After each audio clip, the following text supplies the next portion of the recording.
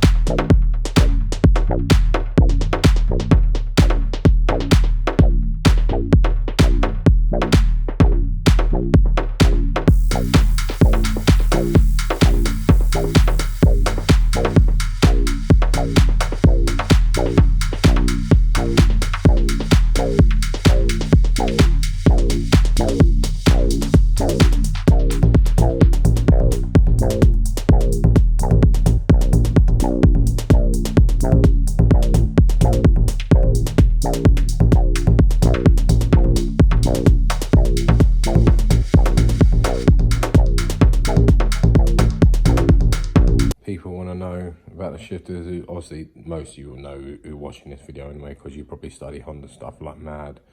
And yeah, you probably know your bits anyway. But for the people who don't, who's doing a case swap, just run you down. This is just an eBay shifter. Cheap copy of a K-tuned. Works absolutely perfect. Had it on loads of case swaps I've done, and had it on my old one personally. No problems with it at all. They shift lovely. They look the part as well, to be honest. And yeah, basically to fit it nicely in there, you're going to need one of the base plates. Basically, obviously, this will go over the hole instead of having to cut anything and bolt that down. And then obviously once that's bolted down through the 4 holes, you then bolt your shifter on top. And it comes with all the hardware, all the Allen keys you need. So yeah, can't really get any easier, to be honest with you. But that bolt down like that, and obviously your cables will run through there. If you're wondering what these little holes are, you can get lockout for lockout gears and things like that, etc. This is obviously where your shifters go, your cables, blah blah blah.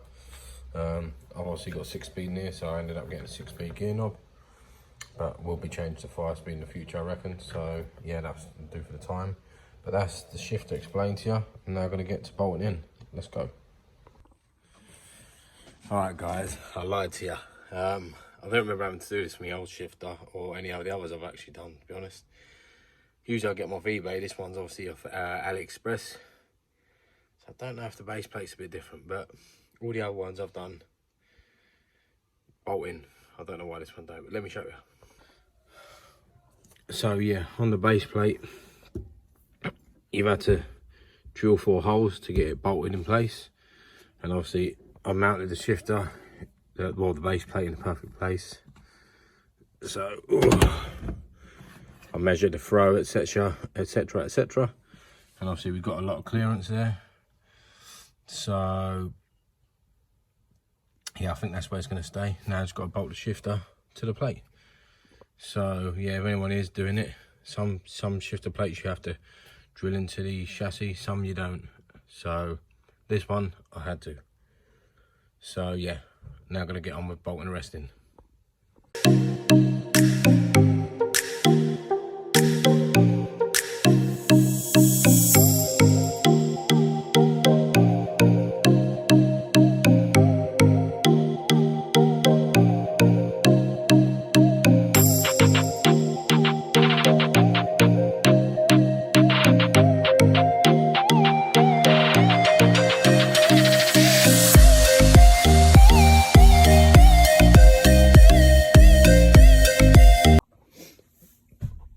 So there we go, guys.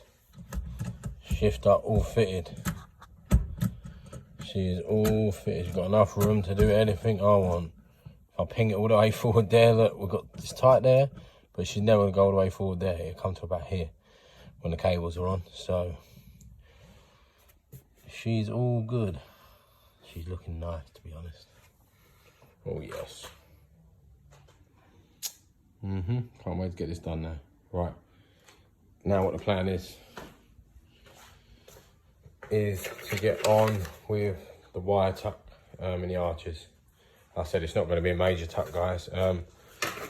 Basically, I'm going to still have a fuse box here, but I'm just going to have a hole underneath it to run this wire through. Just going to drill a hole obviously big enough to get it through, and obviously run it out here. Obviously enlarge that hole and try and have it sort of, yeah, all nice and easy like that. This side, what will happen is I have to get all this off as well in a minute.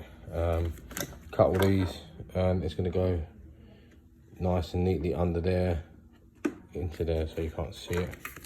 So it's going to be like in there. Just cut that in there, and then obviously I'll undo the motor to the window wiper.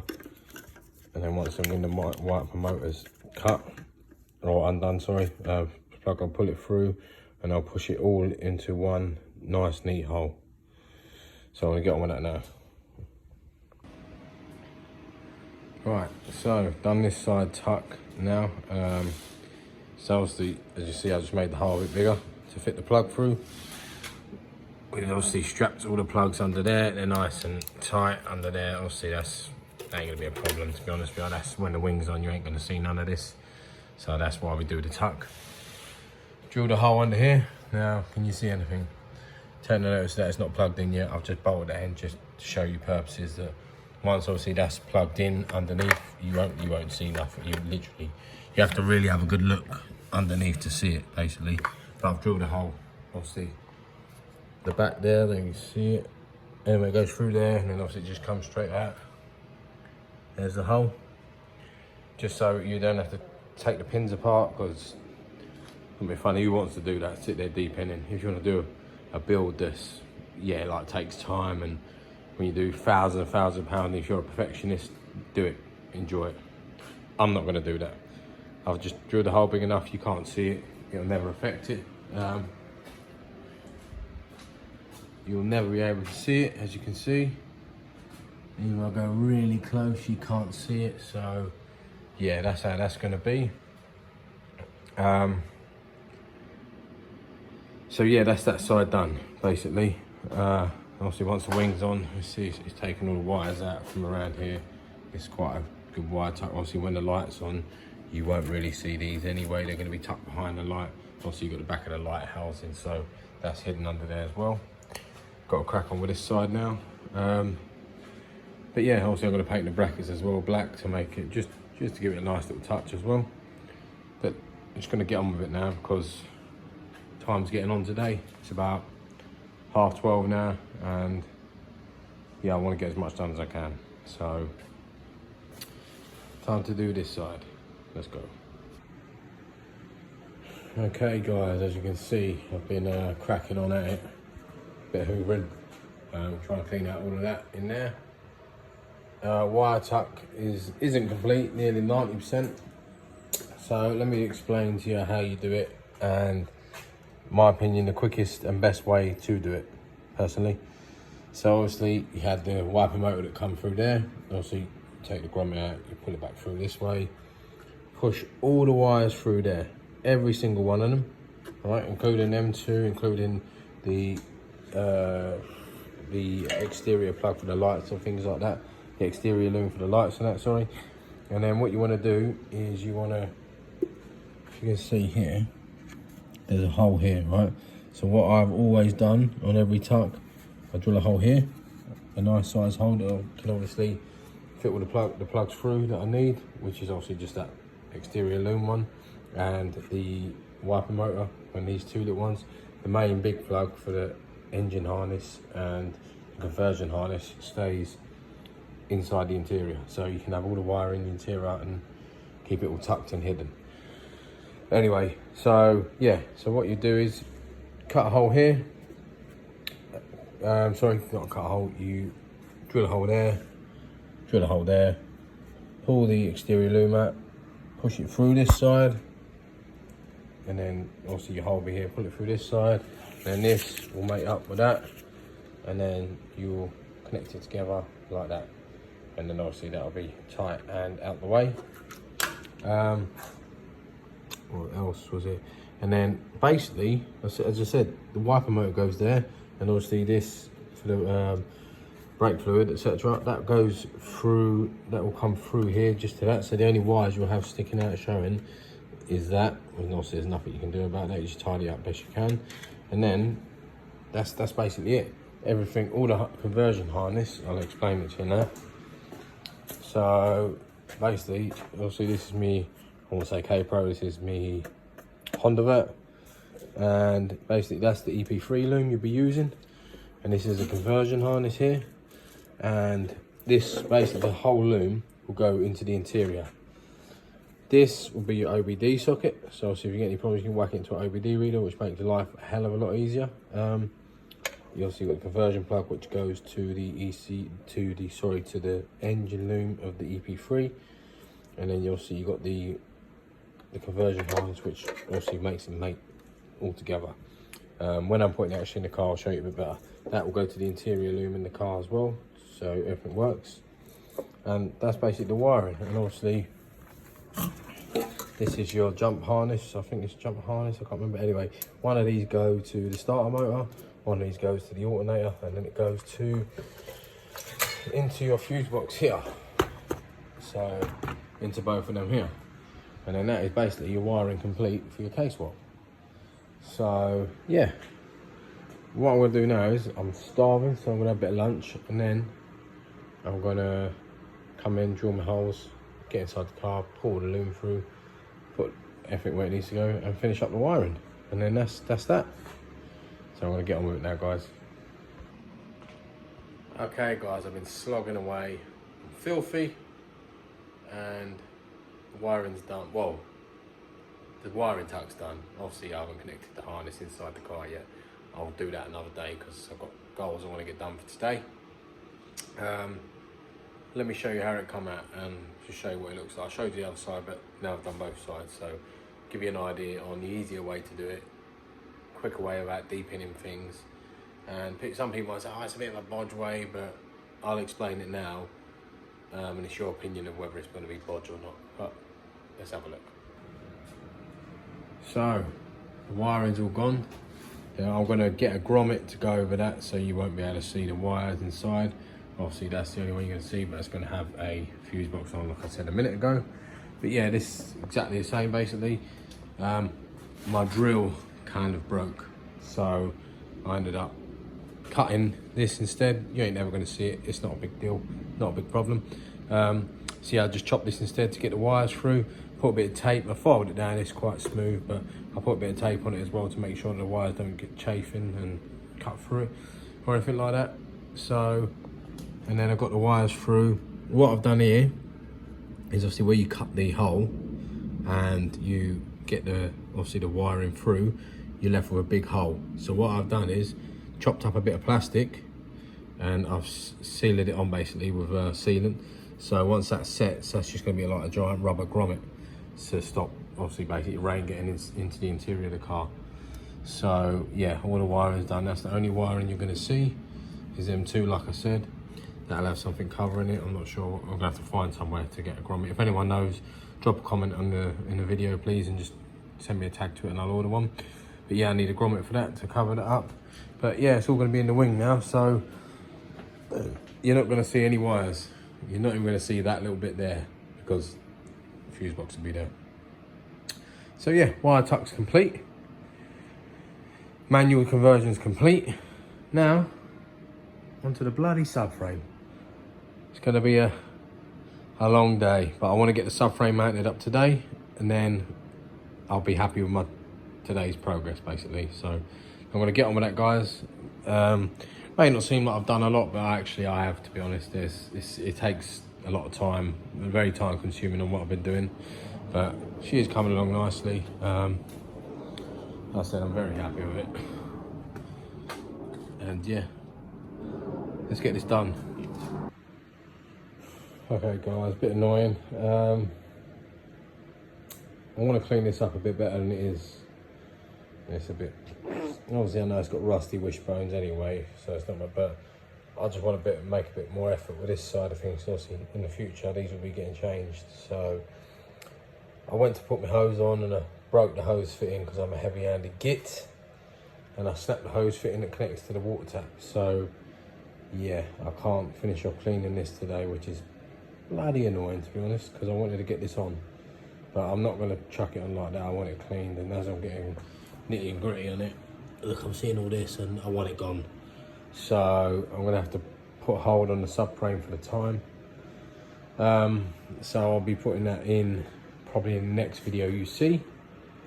But yeah, I've got my EG, the bolts down there, the subframe bolts as well. Obviously they're the standard ones that are in there. Also be swapping with them ones. So what I might do now is just get the mounts in quickly, the engine mounts. There's something more to do today, and then I might also get the fluid reservoir mounted as well. So I'm just going to try and find things to do, because obviously I wanted to stay down a little bit later really and get that on. Because I can't, I'm going to make some things to do. So I'm going to get on with that now. What we do here is go back.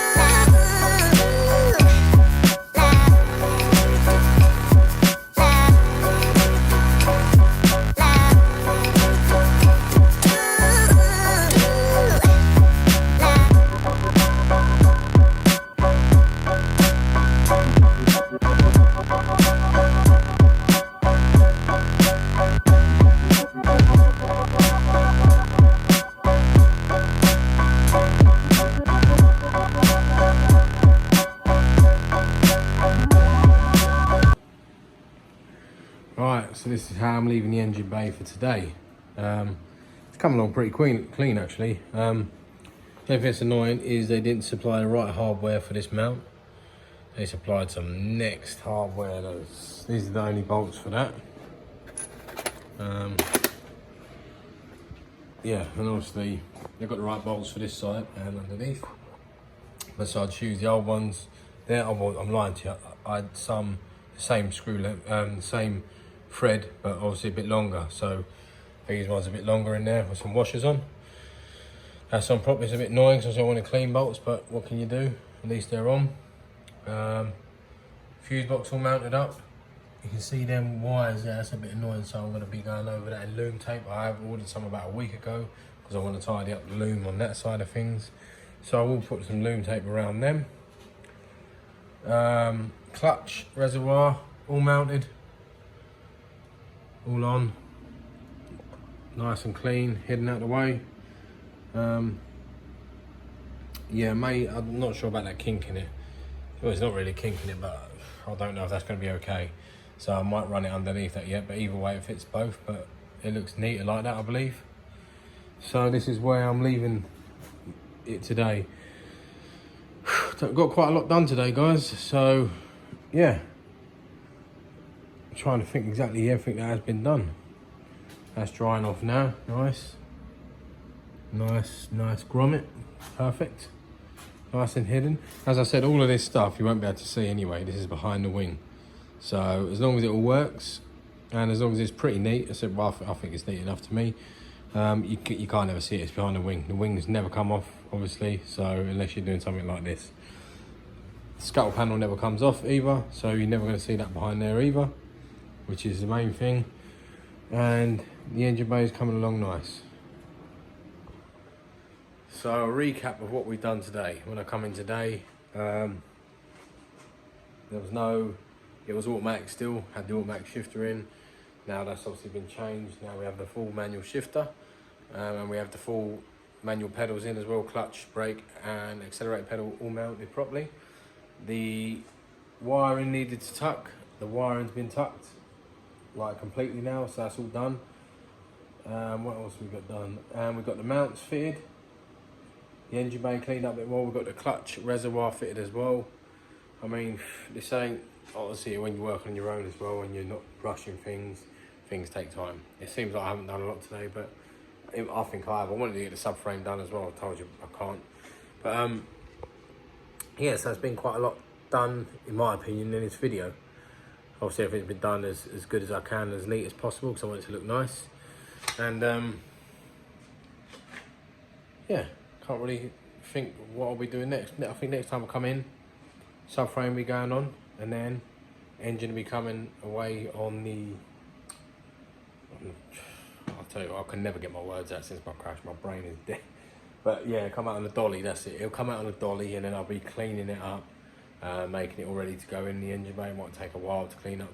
It's quite clean, but I just want to get it looking really nice. So, and then I'm going to do the fuel lines next time, the subframe, hopefully get the engine ready to go in, maybe even get the engine in. We'll see. I'll get the windscreen wipers back in, scuttle panel, get that all sealed up because that don't need to be off anymore. Get that bit all cleaned under there nice. Get the shifter cables run, and yeah, well, making good progress, guys, making good progress. So I said I hope this video is helping anyone who's interested. If you're doing your own K-swap, yeah, I hope this can help you the best you can, and any questions you need to know. I said if you need anything as well, just drop me a message on the YouTube video, comment or whatever, and I'll do the best I can to help you. So yeah, I'm going to wrap this episode up here, guys, and hopefully have another one out by the end of the week for you. So like, subscribe, share. Thanks for watching, and I'll see you again soon. Thank you.